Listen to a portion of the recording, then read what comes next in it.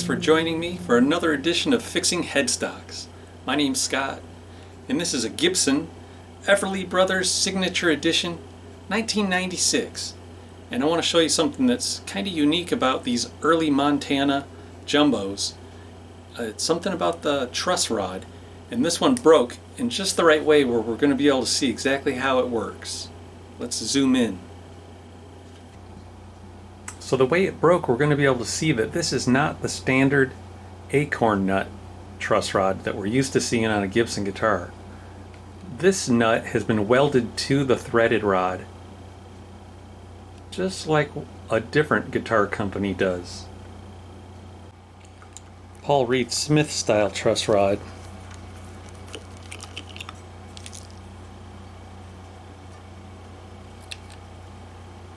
So you've got the nut welded to the rod. This one's black, and it has a little rounded tip to it, but it's still the same concept. It's a 1/4 inch nut, so we use a 1/4 inch socket instead of the regular 5/16 socket that you'd use on the brass Gibson acorn nut. I'm not sure that all Paul Reed Smith guitars have these dual action truss rods, but every single one that I've ever seen, including my own here, does. Import and domestic made PRSs. Chime in if you know that they've used different styles that I'm not aware of, but I definitely know that Gibson's had 2 different types, and the very early Montana ones had these 2 ways. Back to the Gibson here. We can see how it works because the way it broke, it exposed the threaded half moon nut.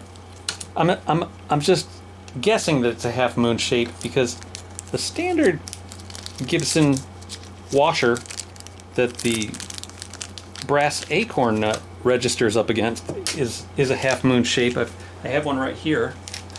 We'll imagine that this would replace that, and it would just push up against the wood right there, and then the acorn nut, which is one of these, the rod comes through this, but it's loose, it's not threaded, it just goes around the rod, and then the acorn nut registers up against it. But this one threads right into this washer, so that's what makes it a 2-way. Lefty for forward bow and righty for a back bow. I'll demonstrate how a regular Gibson truss rod works. It's anchored down at the body end of the neck with something similar to that, and at the headstock end we have the half moon washer that registers up against the wood, and then the brass acorn nut that threads into the rod. And it's only adjustable righty to make it a back bow, and then lefty loosey to allow it to come forward with string tension. Whereas the 2-way actually works a little better. Hope we have some Everly Brothers fans out there, because you know we're going to be singing a tune at the end of this one. We're going to be singing Dream. Alright, so I'm going to piece this back together so that we can figure out our clamps. I kept saying rod in that other segment, but I should have been a little more specific and said 1032 truss rod. It's a 1032 thread. This is what the Gibson is. How does this go back together? Okay.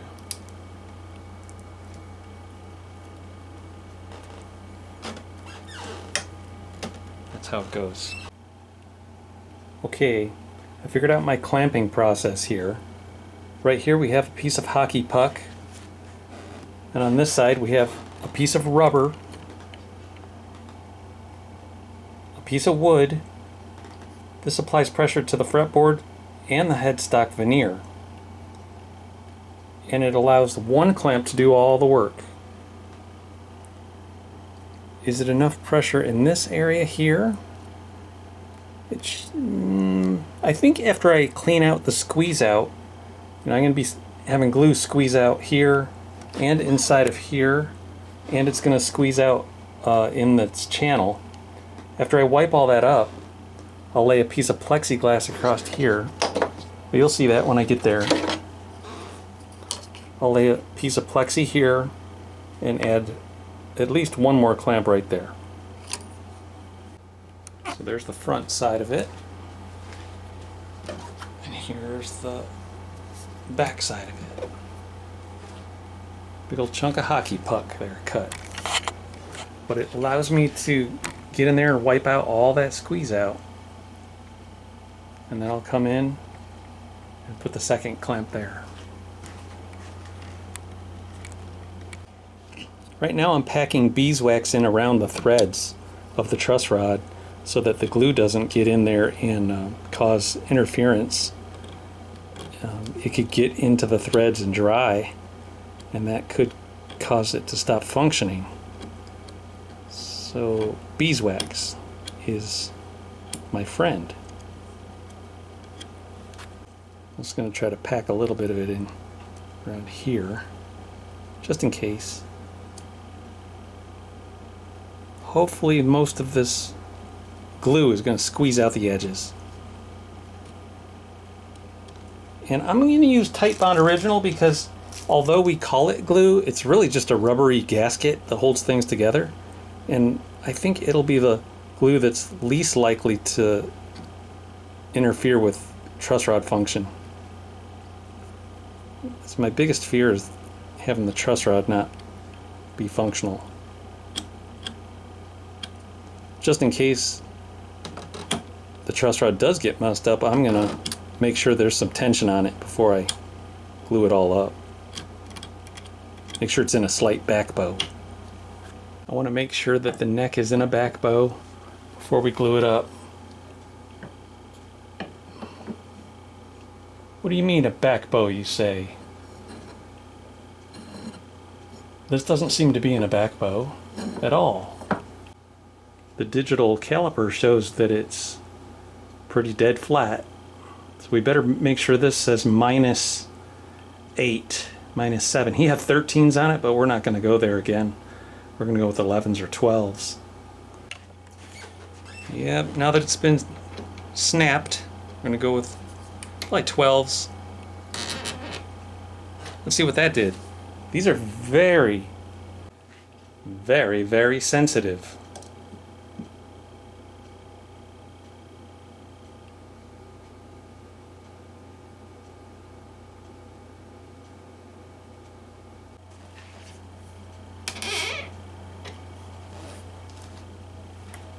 Ooh, now we're plus 14 thou.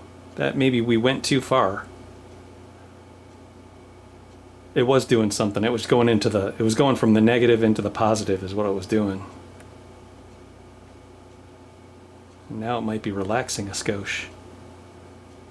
Now it says 0.007, but this is plus 0.008.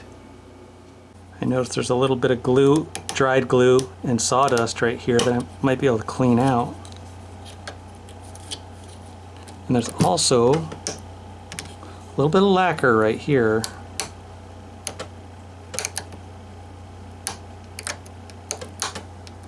Don't want that to interfere.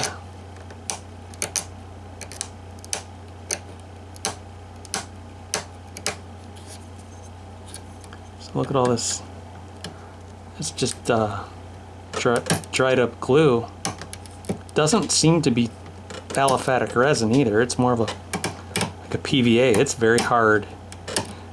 I've come across PVA glues that in that one guild where the whole fretboard failed. Maybe not the best glue for fingerboards and headstock veneers.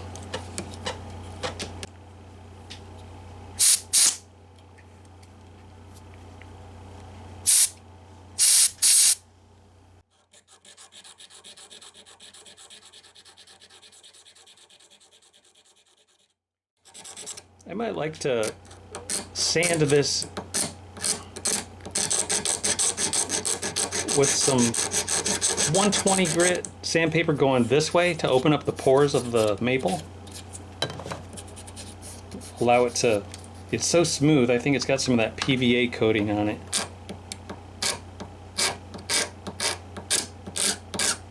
There's a bunch of whites, milky white, waxy looking stuff scraping. Got to get those fibers to lift up.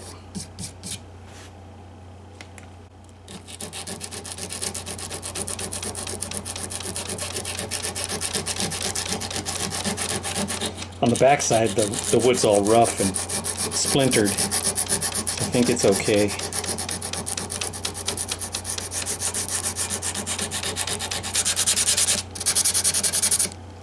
Here's some 220.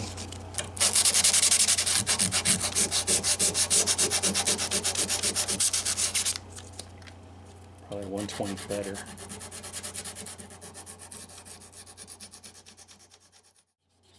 Acetone to clean.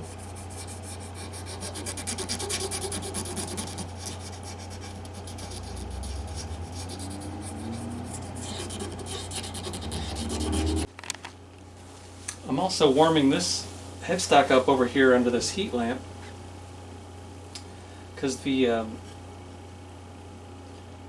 headstock veneer is taking on this kind of a ski jump, and I want to make it a little more flexible so when I push it down it doesn't push the backside out. But I do want to clean this little area if I can with a little bit of acetone.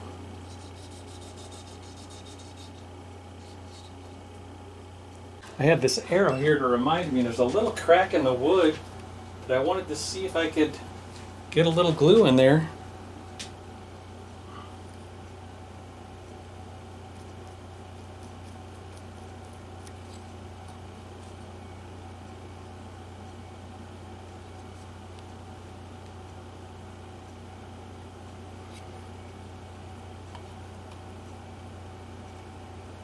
See that?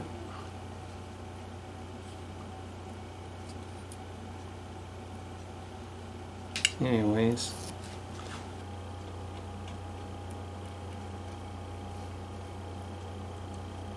if you're working on headstocks, sometimes it's a good idea to just snap them apart so you can really get in there and figure out what's going on. This one looked like it was actually still attached when he brought it in, but I was able to get it off.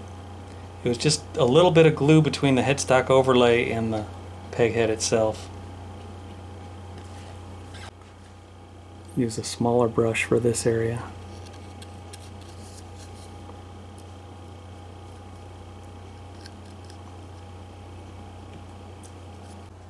Alright, got good coverage, 100%. All the different areas. Got it in there. A little squeeze out.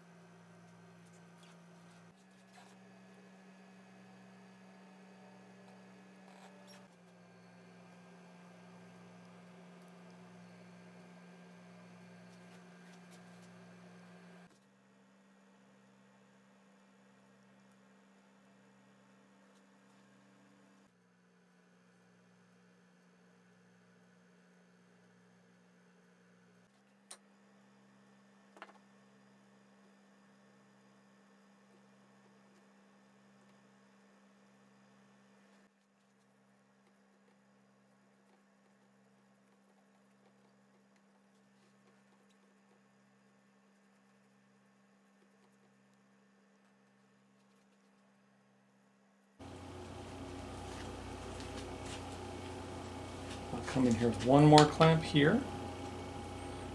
That's going to get me some more squeeze out, I bet.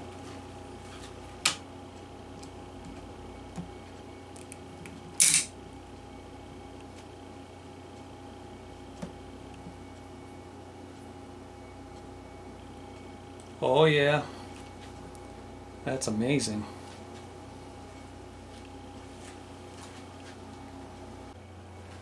Little extra squeeze out there.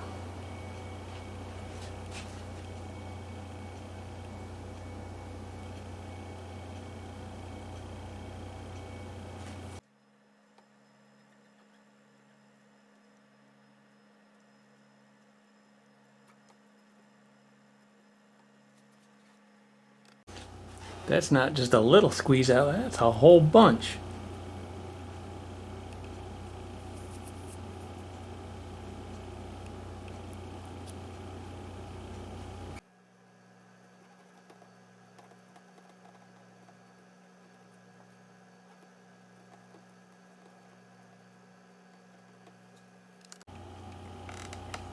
Okay, we'll let her rest overnight.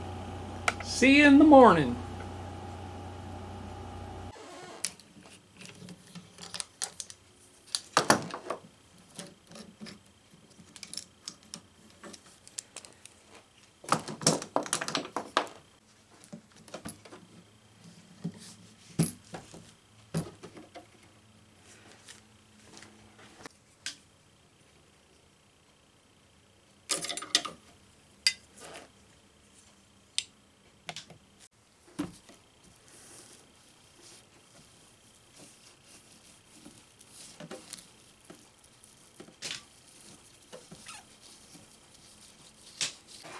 Seeing how it went together ever so imperfectly, and the structural repairs are the only concern for this customer, I'm using the Inksol pen. Inksol pen to the rescue. No big deal. Milwaukee Inksol. I'll go around that whole little joint there with the Inksol, and maybe I'll go over it twice.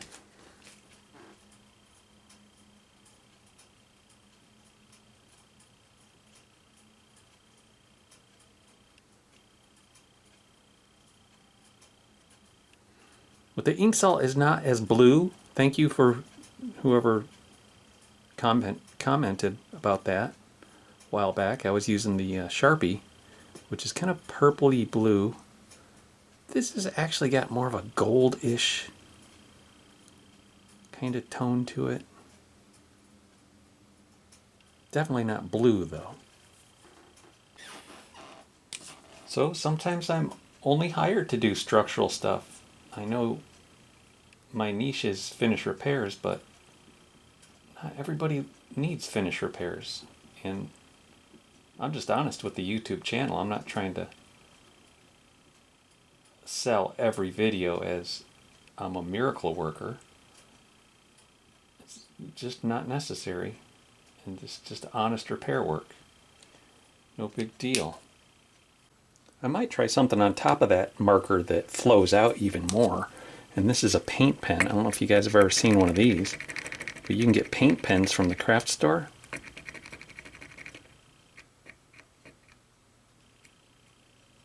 They have kind of a spring-loaded tip, and you can get a little paint out of there. And we can dilute it even a little bit with, look at this. Nice and black. That's the black I'm looking for. Let's dilute it with a little bit of denatured. And then 2 drops of denatured alcohol. I'll grab a liner pen or a very small brush.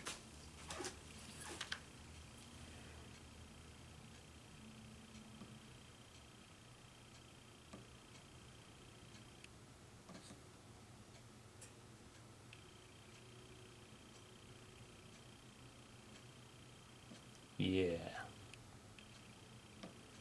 That's gonna look good.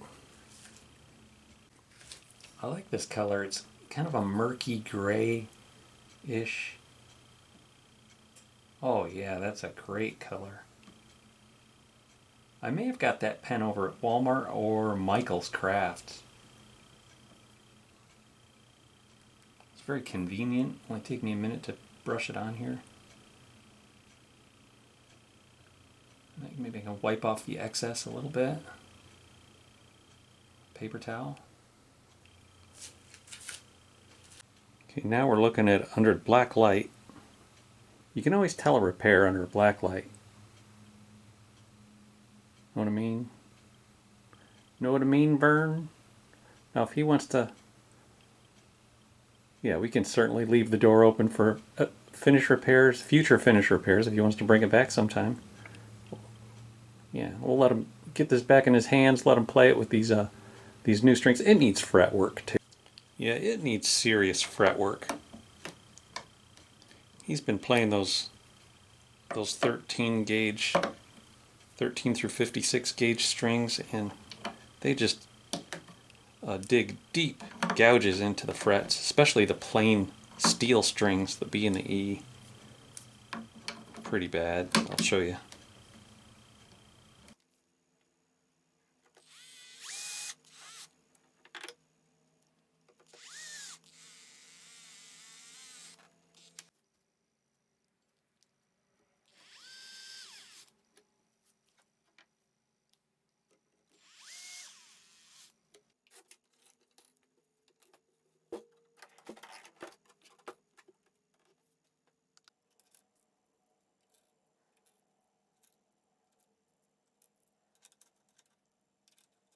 Everly Brothers song to sing for you. I've never sung an Everly Brothers song before. Except jokingly.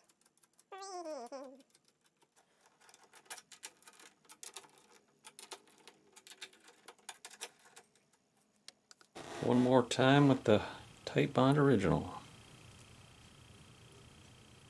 Just a pinch between the cheek and gums.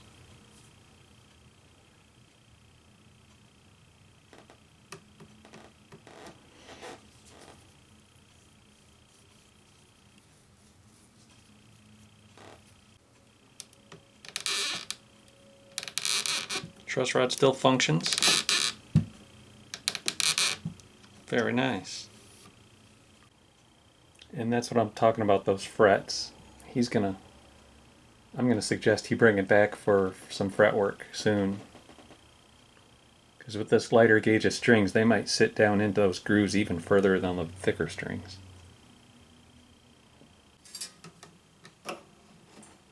These are 12 through 53, EJ16, phosphor bronze, D'Addario. Very nice. Okay, I picked out an Everly Brothers song, but last thing, that little hole got filled up with glue. Got my strings on her. We're going down to 12 through 53s, and I don't like to tune them all the way up to full pitch for a few days. I mean, what's the rush? There's no rush. I think I'll just tune it up to like E flat, let you guys hear it, and then I'll detune it again for a week and just let the glue cure completely, 100%, and then I'll string it all the way up and have them come get it. Oh, did this get filled with glue too? No, this one's good. Alright, let's hear this thing.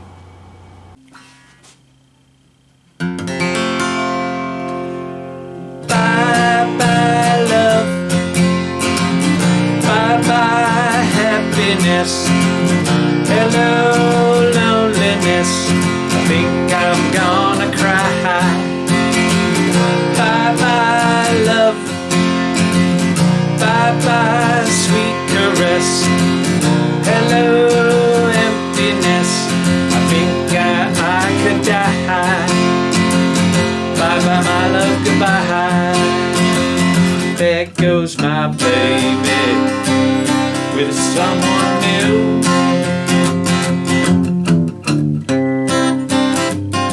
It sounds exactly like a Beatles song.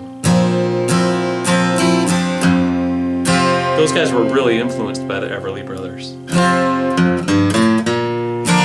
Thank you guys so much for watching. Hope to see you next week. We'll catch you later.